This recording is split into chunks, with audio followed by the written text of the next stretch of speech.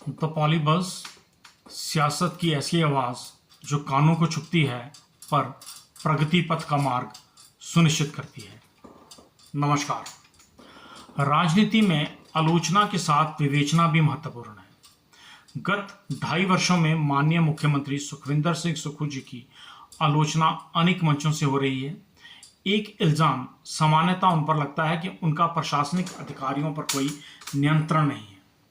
आलोचना के साथ साथ विवेचना भी होनी चाहिए। उनकी कार्यप्रणाली का आंकलन भी होना चाहिए। हिमाचल प्रदेश में सामान्यतः प्रशासनिक व्यवस्था में 2 तरह के प्रशासनिक अधिकारी हैं, अन्य प्रांतों की तरह। एक जो मूलतः हिमाचल प्रदेश की पृष्ठभूमि से संबंधित हैं और दूसरे जो यूपीएससी के माध्यम से सीधे हिमाचल प्रदेश कैडर में आते हैं। अगर मुख्यमंत्री जी की पसंद का आकलन किया जाए तो उन्होंने सर्वप्रथम हिमाचल के कैडर के अधिकारियों को तवज्जो और प्राथमिकता नहीं दी है। कारण और विवेचना व्यवहारिक दृष्टिकोण से करने की आवश्यकता है। हिमाचल की पृष्ठभूमि से संबंध रखने वाले अधिकारियों की समस्या क्या है? उन्हें सरकार से भी वफादारी का प्रमाण पत्र चाहिए, व्यवस्था के विरोधी पक्ष को संतुष्ट करना है और अपने गांव, शहर, सहपाठी, रिश्तेदार, परिवार के लोगों में अपनी छवि को स्वच्छ व साफ रखना है, क्योंकि अंततः रहना तो इसी समाज में है। अब जो अन्य पृष्ठभूमि से हिमाचल प्रदेश में केवल सेवा के नाम पर नौकरी करने आते हैं, उनकी इस प्रकार की कोई मजबूरी और जवाबदेह नहीं होती है और 30-35 वर्ष के कार्यकाल में उनका संबंध अपनी पृष्ठभूमि से निरस्त हो जाता है। ये तंज नहीं है, व्यवहारिक बात है। अब उन्हें केवल व्यवस्था के प्रति उत्तरदायी होना है। इस व्यवस्था को मुख्यमंत्री जी ने बखूबी समझा है और केंद्र में कांग्रेस की कोई ज़्यादा पकड़ नहीं है, इसलिए वहाँ से किसी प्रकार का कोई प्रेशर भी नहीं है।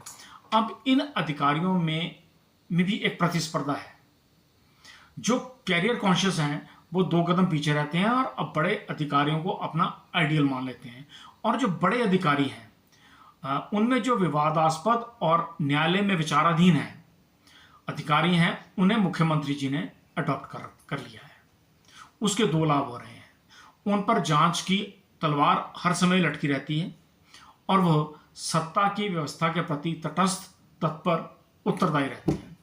अगर मैं उनकी सूची और नाम लूंगा तो विषय बहुत लंबा हो जाएगा। संक्षिप्त में कहूं तो दागी अधिकारियों की सूची सरकार प्रकाशित नहीं कर पा रही है, जबकि विधानसभा में भी यह मामला उठ चुका है और न्यायालय भी सूची मांग चुका है। अब इसके 3 पहलुओं पर बात करते हैं। पूरे विषय को लेकर के मीडिया का दृष्टिकोण, विपक्ष का दृष्टिकोण और सत्ता के करीबी कार्यकर्ताओं का दृष्टिकोण। मीडिया विषय को उठाता है, समाज में चर्चा बनती है और अगर चर्चा अधिक बन जाए तो मीडिया को दबाने का प्रयास किया जाता है, क्योंकि अधिकारियों के साथ साथ सरकार भी बदनाम होती है। विपक्ष का दृष्टिकोण। विपक्ष भ्रष्टाचार का समाज में जागरण करता है, सत्ता पक्ष को कटघरे में खड़ा करने का प्रयास करता है और यही अधिकारी पूर्व में हुए भ्रष्टाचार की फाइलें सरकार के समक्ष प्रस्तुत करके अपनी लाचारी का व्याख्यान करते हैं और सरकार विपक्ष का इतिहास और भूगोल का प्रत्यारोप बता करके रास्ता ढूंढती है। यह विपक्ष को भी आंकलन करने की आवश्यकता है। सत्ता का दृष्टिकोण। सत्ता में बैठे नेता, उनके करीबी कार्यकर्ता, उनके समर्थकों का दृष्टिकोण पूर्णतः भिन्न होता है। उन्हें इस व्यवस्था से काम करवाना होता है जो दागी अधिकारी सामान्य अधिकारियों से ज़्यादा तत्परता से करते हैं और यही माननीय मुख्यमंत्री ने उपलब्धि हासिल की है गत 2.5 वर्षों में। आलोचना का विषय है क्वालिटी ऑफ वर्क। कार्य की गुणवत्ता, क्षमता और उसकी योग्यता वह नेता की अपनी बौद्धिक क्षमता का प्रमाण पत्र है कि वह किस कार्य को कैसे करवाता है और उसकी प्राथमिकता क्या है। लेकिन अपने आसपास के वातावरण अपने अनुकूल और सहज करने में मुख्यमंत्री सफल दिख रहे हैं, इसमें कोई इनकार नहीं कर सकते। उन्होंने उस नब्ज को पकड़ लिया है जो अधिकारियों की कमजोरी है। कांग्रेस जब विपक्ष में थी तो जिन अधिकारियों को वो कटघरे में खड़ा करती थी, आज वो इस सरकार के मुख्य सलाहकार हैं। पूर्व जयराम जी की सरकार में जो अधिकारी तत्कालीन नेता प्रतिपक्ष मुकेश अग्निहोत्री जी को सरकार के भीतर के संवाद के पत्र पहुंचाया करते थे। आज वो मीडिया को पहुंचा रहे हैं। मंत्रियों की रिपोर्टिंग सेक्रेटरी मुख्यमंत्री को कर रहे हैं। ये सेक्रेटरी बोर्डों और निगमों के अध्यक्ष नहीं बनने दे रहे। आखिर क्या मुख्यमंत्री के आदेशों का पालन कर रहे हैं या उनके मित्र बन गए हैं? ये एक अलग पहलू है जो कांग्रेस के कार्यकर्ताओं का दर्द बयां करता है। हिमाचल प्रदेश में क्या कांग्रेस में कोई दोबारा डॉक्टर वाईएस परमार बन पाएगा, यह तो मालूम नहीं।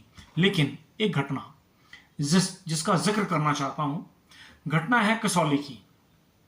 एक युवा कांग्रेस की बैठक कसौली में आयोजित हुई। उसमें तत्कालीन कांग्रेस के नेता संजय गांधी जी आए। मुख्यमंत्री के नाते डॉक्टर वाईएस परमार जी भी आए। उनकी बौद्धिक क्षमता, उनके आचरण में शिष्टाचार तो था, लेकिन चाटुकारिता नहीं थी। उसकी कीमत उन्हें त्यागपत्र देकर चुकानी पड़ी। आचार्य चंद्रमणि वशिष्ठ अपनी किताब में लिखते हैं कि जब कांग्रेस के वरिष्ठ नेताओं ने डॉक्टर परमार जी से कहा कि संजय जी से संवाद करके विषय को निपटा दें, तो डॉक्टर परमार ने कहा था कि इस उम्र में बच्चों के बस्ते नहीं उठाए जाते। माननीय मुख्यमंत्री जी, आप हिमाचल प्रदेश के मुख्यमंत्री हैं। प्रशासनिक अधिकारियों के भ्रष्टाचार के बस्ते उठाना आपको भी शोभा नहीं देता। आपको लोकतंत्र की व्यवस्था ने चुना के भेजा है, ना कि अधिकारियों ने। नमस्कार।